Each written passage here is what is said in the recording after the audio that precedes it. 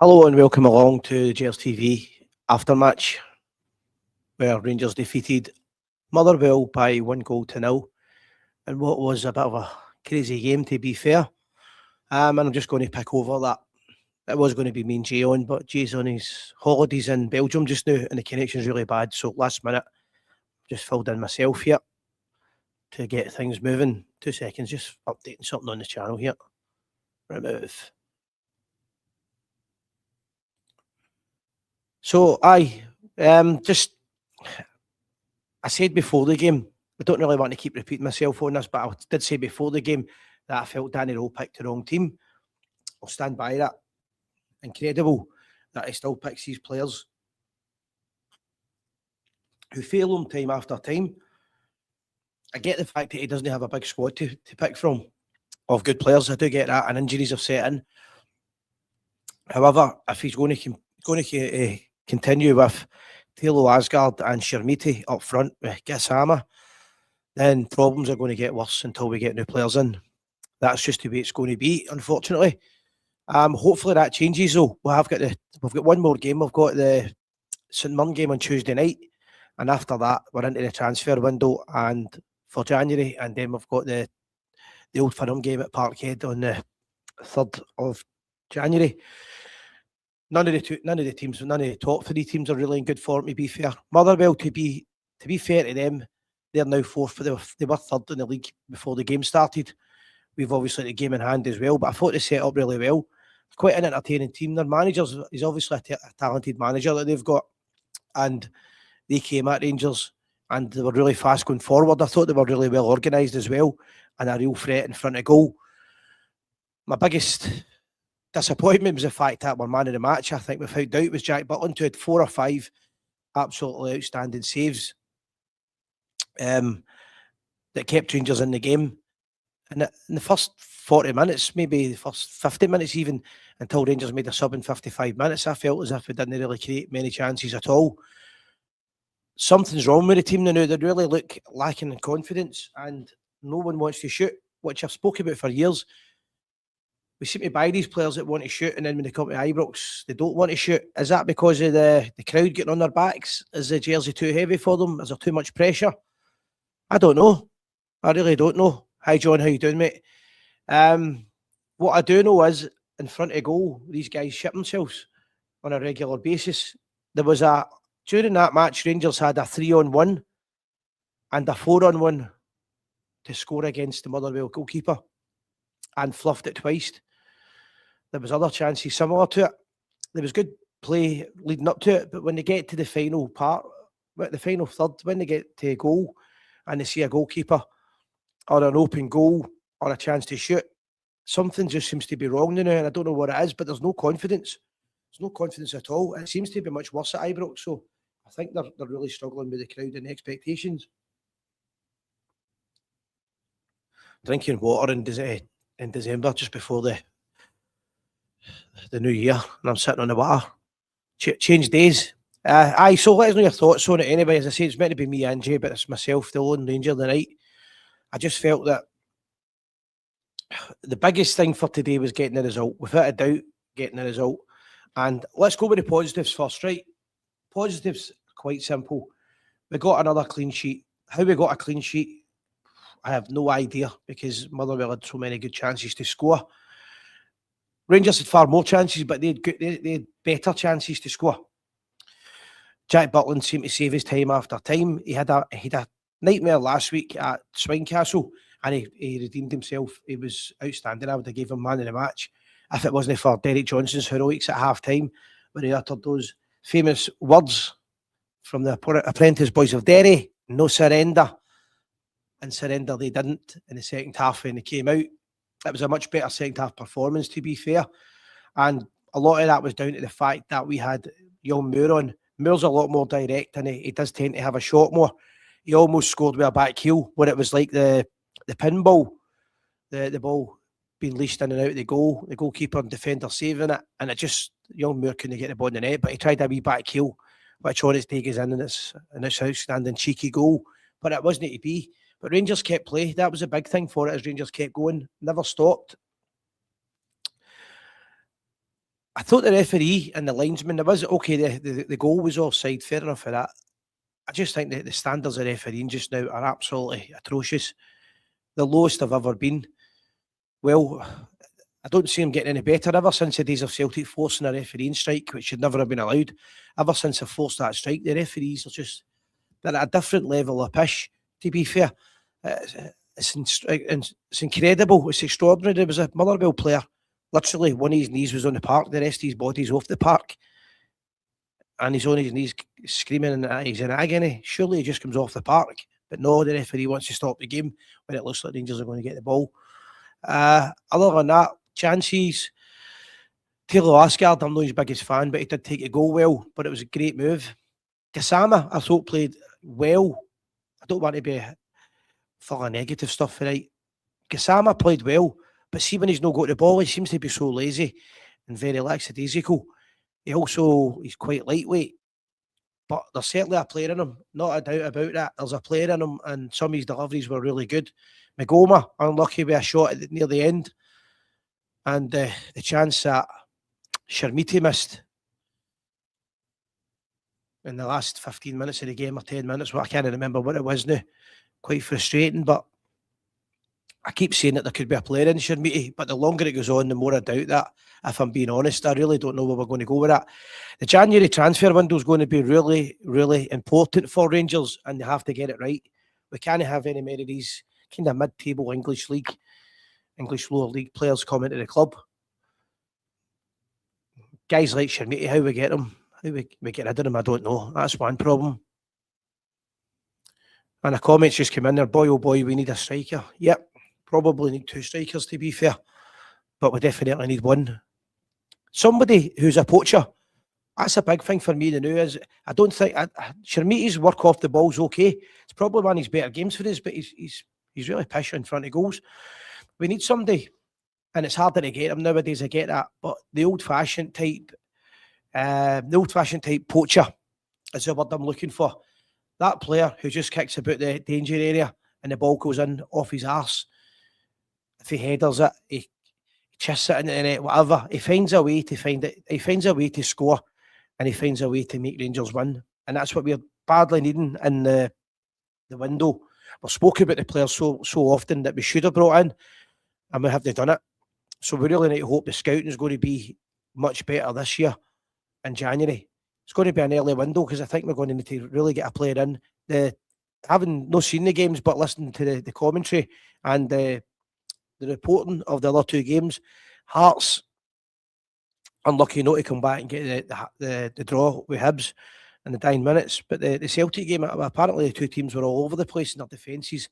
Celtic's defence was all over the place. So there's a real good opportunity next week. We've still got St Mirren to beat first, but there's a good opportunity next week to capitalise on that really bad defence that they've got. But to do that, you have to take your chances, and I mean all your chances. This fluffing it or not wanting to shoot when you've got right in front of goal, having another touch, or the favourite today. I'm going to shoot, but why would I want to shoot when I can pass it to somebody else and let them shoot, who then decide to do the same thing again? And what you get is 3 or 4 chances and nobody actually takes it. At Celtic Park next week, we need somebody that will take it. A name's just came up there, Danilo. Danilo could be moved behind Shermiti. There's so many places. I mean, Danilo could have played instead of Diamonde today. As I said before the game, Diamonde, Shermiti and Gassama up front. There's no meat in that for me. There's no real threat, and that's what it proved as I watched the game. Sometimes you want to be wrong. You want Rangers to prove you wrong. You want the club to do well. You want them to win. You want the team to play for the jersey. It just seems to be it's getting harder and harder to report on these games and talk about it, because it's the same shit with a different shovel every week. But they did get the result. They did get the clean sheet, and all credit we're due for that. For anybody that didn't hear about it, Derek Johnson done the half-time speech, or it was meant to be the half-time draw. But he decided to, during his interview they gave him, to give it a bit of passion, right from the book of Jock Wallace, training method, where he absolutely slaughtered the team. Mentioned the fact there wasn't enough Scottish players in the squad, and he said the club and the team are short of those 2 words: no surrender. That got the biggest roar. That got the biggest roar of the day, the biggest applause from the support, who are, quite frankly, getting a bit bored watching this garbage at times, because that's what it is at times, real garbage. Other times it's okay, but it's never really properly entertaining just now. And Derek Johnson hit the nail on the head with that. That got the biggest roar, and Rangers went on and they got that victory. As I said, Motherwell did play well, and they're a good team and well set up. They play Celtic at Fir Park next Tuesday night. That'll be a really good game and a tough test for the Mikey Mob. So that'll be quite interesting for them and for us. There is still a chance of getting back in this league, no doubt about it. But we're saying it time and time again here, we're going to get this right in January. How we get it right, I don't know. I think if I was only to get one player, it'd have to be a striker. We need to start putting the ball in the net. The chances that we're missing are criminal. The fans are then getting on the players' backs. But, the fans, there's only so much you can take of this crap. Hi, how you doing, Glenn?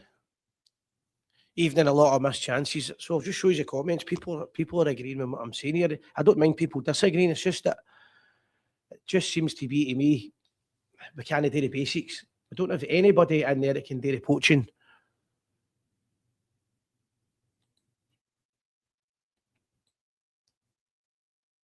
Boy, do we need a striker. No shit. Sherlock. Danilo has to be moved. Mentioned Meaty, I've mentioned that. DJ was spot on. Evening, a lot of missed chances. Hi, Glenn. We can't keep this up. We cannot keep up these missed chances. I said last week I would have dropped Butland. I'm glad he didn't listen to me with that one. But listen, the honeymoon period's finished with Danilo. He's got to get this right. So one bit of advice I would say, hopefully he's took Derek Johnson's advice, but start picking the right team. Don't be going to Celtic Park next week and the St Mirren game, don't be coming into that and picking these failures again. I get it, you've got to get rid of them. You need to put them on the market. I was going to say the map. You need to put them on the market. You need to put them up out there so they can people can see them and make their choice if they want to buy them or not. And if anybody's crazy enough to buy them, fire in. But that's at our expense. There's players not getting a chance. We can't keep this up. So I really hope that this is going to be the last time we see Shermiti, to be fair. I don't think it will be. I've got a funny feeling he's going to be haunting us all season. I get this misty work. Got another comment coming in here.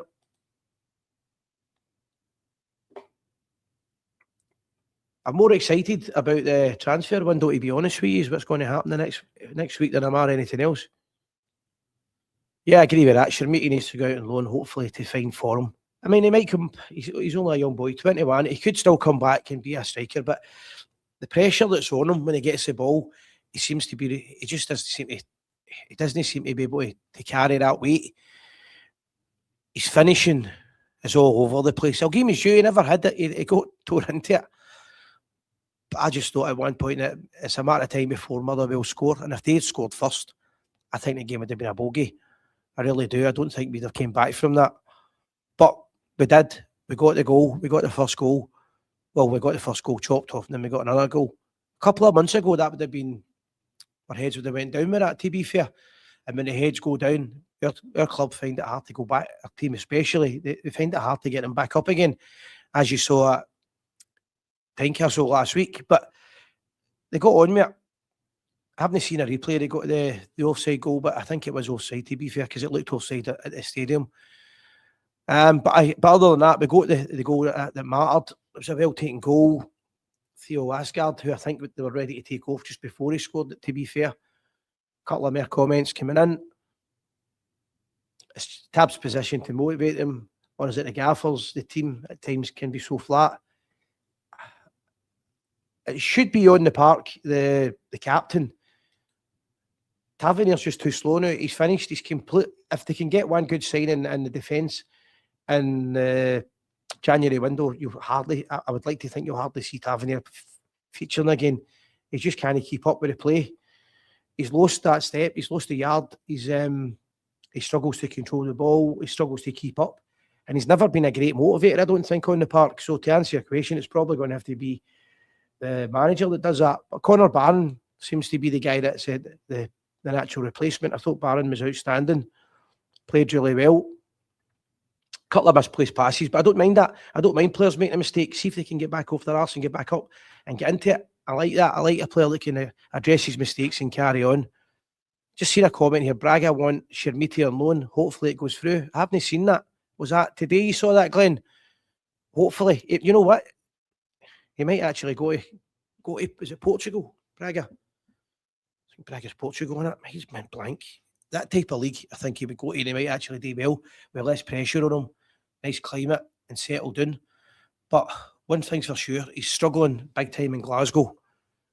With the prospect of an Old Firm game coming up and he's low in confidence, I wouldn't fancy him. But guys, let us know your thoughts anyway on the game. It wasn't the worst game of football. It wasn't the best. One thing for sure, Scottish football's been a hell of entertainment. We've been eating marbles today, man. Scottish football's been hell of entertaining this season. It could go either way, we know that. I think whoever buys right and buys the correct players and maybe buys big in January will be the ones that will get the title, but it's all there to play for. We've got St Mirren Tuesday night, but before that, I've got an interview with Alan Wardlaw, who was the Cambuslang Rangers goalkeeper, manager, East Kilbride manager, and a scout for Rangers for over, I'm going to say 20 years, but I know he was a scout at least 10 years. The guy knows his football, he knows Rangers, he's passionate, and he's one of the boys. That'll be a great interview at 2 o'clock tomorrow. And 2 o'clock on Monday for the Cheers TV afternoon show. And we'll be back on Tuesday night for the pre-match and hopefully a post-match as well. But I hope afterwards I'm talking about a victory for the famous Glasgow Rangers and we're marching on to Parkhead on a high. That's a big thing for me, is we need to just keep getting wins in it. The football's pretty shit, but I'll say one thing about it. We're playing a lot better than we were 6 months ago, that's for sure. We look a lot better. We look a wee bit more organised. But the players, those players are a real problem. And how he gets rid of them and reorganises them, I don't know. But anyway, that's my last mission of the day. I would say on the park, man of the match was Butland. Off the park, man of the match was Big Derek Johnson. I thought that was a fantastic, rousing speech. Well taken goal. Great goalkeeping by Jack Butland. All in all, it's 3 points and up the road. Have a good night, folks. And always remember, win, lose or draw. We are the famous Glasgow Rangers. We are the people. Good night.